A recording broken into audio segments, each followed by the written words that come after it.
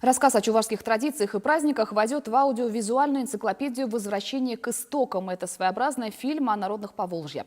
Его авторами выступили активисты гильдии межэтнической журналистики Самарского отделения. Чтобы собрать уникальный материал, организаторы проекта отправились в этнографическую экспедицию по Поволжью. Съемочная команда несколько дней провела в Мариэл.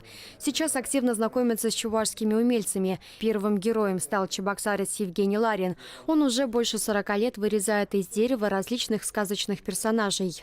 Рассказывает, что все изделия воссоздает по памяти. В детстве зачитывался сказками, и особенно приятно, признается Евгений Александрович, когда герои из далекого прошлого начинают оживать. В частности, глаза. Вот видите, они мне здесь только пока карандашом наброшены. Когда уже делается тоненьким ножом, или там уголочек, стамесочек такой, тоже остренький. Очень, знаете, как вот они проявляются. Только что был карандаш, потом, значит, форма глаз общая, потом зрачок, и начинает на себя смотреть. Проект по воплощению аудиовизуальной энциклопедии поддержан грантом президента России.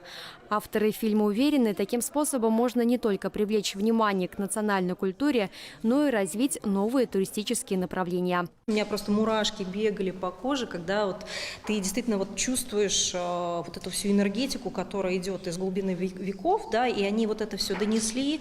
Это просто вот какая-то такая космическая энергия, наверное, я не знаю. То есть вот действительно ты проникаешься этим. Я очень рада, что мы имеем такую возможность, да, это очень так почетно, записать те моменты, которые уходят, и растиражировать их, да, на как можно больше, большую аудиторию.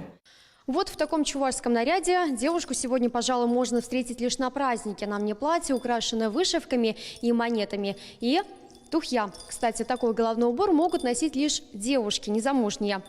Для женщин хушпо. Есть и мужской вариант. И если в соседних регионах такие головные уборы пользуются особой популярностью, то у нас в республике даже на праздниках мужчин в национальных головных уборах встретить сложно. И местные мастера решили исправить это дело и запустили аж целое производство.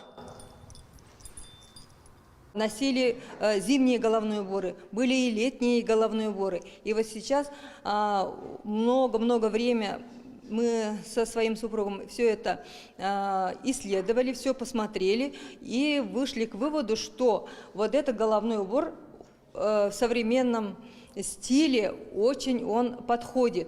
И тут вся композиция, она выдержана. Тут из 6 частей мы изображаем гору, вершину. А на этих частях самое главное, это такие монеты, это как зерно дуба. Авторы проекта уверены, фильм о народах, живущих в Поволжье, станет кладезью национальных традиций и народного знания. Его герои – это не только мастера народного промысла, но и музыкальные коллективы. И своей главной задачей организаторы считают запись самобытных аудиотреков. Съемочная команда планирует отправиться в Комсомольский и Канашский районы, побывать на национальной свадьбе и увидеть, как проходят проводы в армию в чувашских селах. Аудиовизуальная энциклопедия будет готова уже в декабре. Вероника Павлова, Никита Углев, Вести, Чувашия.